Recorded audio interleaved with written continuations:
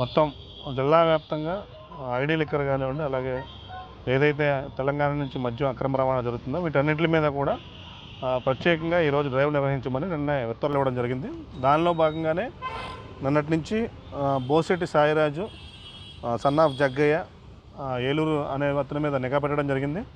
ఇతను అంతకుముందు కూడా మనకి ఒక కేసులో ముద్దాయిగా ఉన్నాడు.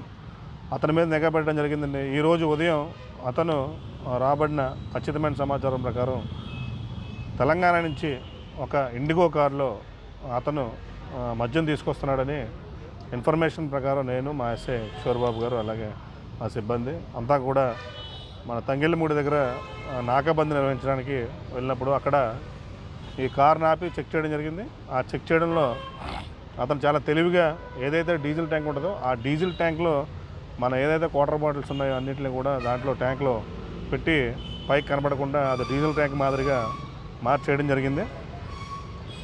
మనం తరువుగా చెక్ చేయడం వల్ల దాంట్లో అన్నీ కూడా దొరకడం జరిగింది. అలాగే డిక్కీ మామూలుగా ఎవరైనా చెక్ చేస్తే డిక్కీ ఓపెన్ చేస్తే డిక్కీలో ఏం కనపడదు. కానీ దానికి ఉన్న ఏదైతే మ్యాట్స్ ఉంటాయో ఆ మ్యాట్స్ లోపలికి ఒక్కొక్క బాటిల్ కింద అతను పెట్టి చాలా తెలివిగా వ్యవహారం జరిగింది. ముందు కార్ చెక్ చేసినప్పుడు కూడా మాకేం దొరకలేదు అనుకున్నాం.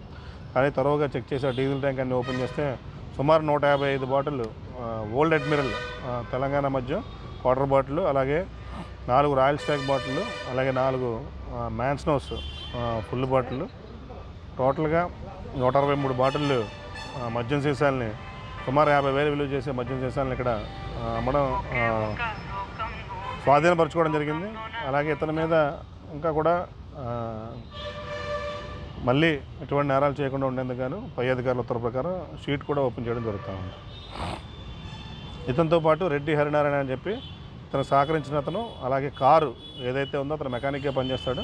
ఆ కారు మెకానిక్ ఇద్దరు కలిపి దీన్ని రవాణా చేయడం జరుగుతూ ఉంది. వాళ్ళిద్దరిని కూడా ఈరోజు అరెస్ట్ చేసి రిమాండ్ తరలించడం జరుగుతూ ఉంది. Thank you.